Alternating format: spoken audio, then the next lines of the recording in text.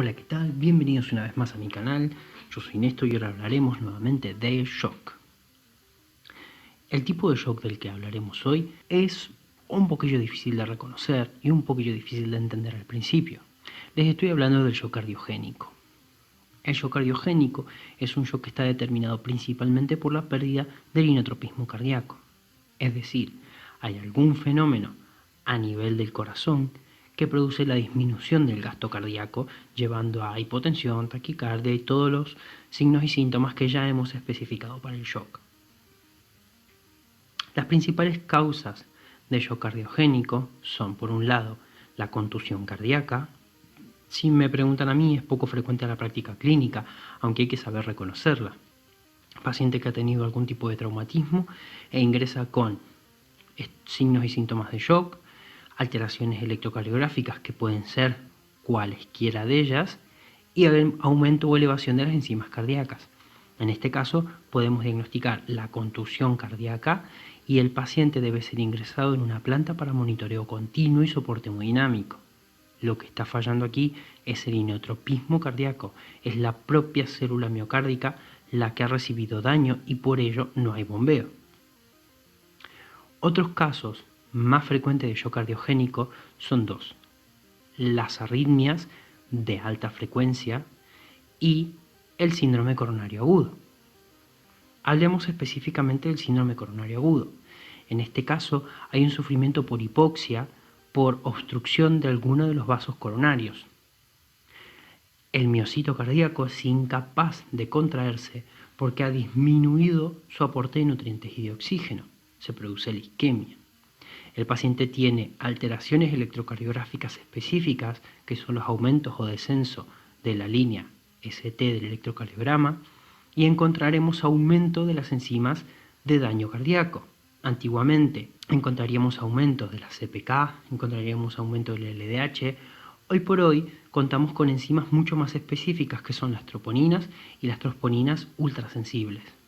Con cualquiera de ellas dos podemos detectar casos de isquemia o daño cardíaco en forma muy precoz.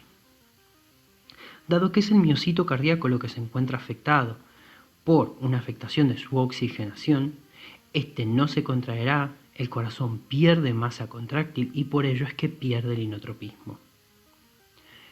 ¿Cómo reconocemos a la práctica clínica un paciente en shock cardiogénico que ha sufrido un síndrome coronario agudo? Principalmente reconociendo primero el síndrome coronario agudo. Todo paciente que ingresa en planta o al cual estamos atendiendo en forma prehospitalaria por un posible o probable síndrome coronario agudo, debemos auscultarlo. Si en él encontramos crepitantes bivasales o bien encontramos sibilantes en ambos campos pulmonares, ingurgitación yugular, edema de ambos miembros, en cualquiera de estos casos estamos hablando de que el paciente tiene signos de insuficiencia cardíaca aguda, producto de un síndrome coronario agudo, y estamos hablando directamente de un shock de origen cardiogénico. Estos casos revisten enorme gravedad. Lo principal aquí es reperfundir el corazón del paciente, abrir sus coronarias. De esta manera llevaremos oxígeno y nutriente a los miocitos que están sufriendo. Estos miocitos recuperarán capacidad contráctil y la masa que no se estaba contrayendo de este corazón comenzará ahora a latir, con lo cual se recuperará el inotropismo en la mayoría de los casos atendidos en forma temprana, y con el inotropismo sacaremos al paciente de shock. El tratamiento del shock cardiogénico de un síndrome coronario agudo puede retrasarse por diferentes motivos, y existen mecanismos que nos sirven para paliar o como puente hasta el tratamiento definitivo, que son los mecanismos de soporte hemodinámico, como el balón de contrapulsación aórtica, por ejemplo. Debemos tener muy presente y muy en cuenta cuáles son las contraindicaciones para la utilización de estos dispositivos y cuáles son las indicaciones a su vez para utilizarlos. En los casos en que el shock cardiogénico se ha producido por una taquiarritmia, lo principal es poder volver al paciente a ritmo sinusal. Lo podemos hacer en forma farmacológica, pero si el paciente está en shock cardiogénico estamos hablando de una urgencia médica y por lo tanto el tratamiento de elección será la cardioversión eléctrica sincronizada. Existen diferentes protocolos y diferentes mecanismos por los cuales se puede realizar la cardioversión eléctrica sincronizada y cada uno de los equipos tiene determinadas indicaciones y peculiaridades. Por eso es que no les puedo dar una pauta única para todos los pacientes, sino más bien que se guíen por las guías que están escritas para cada dispositivo.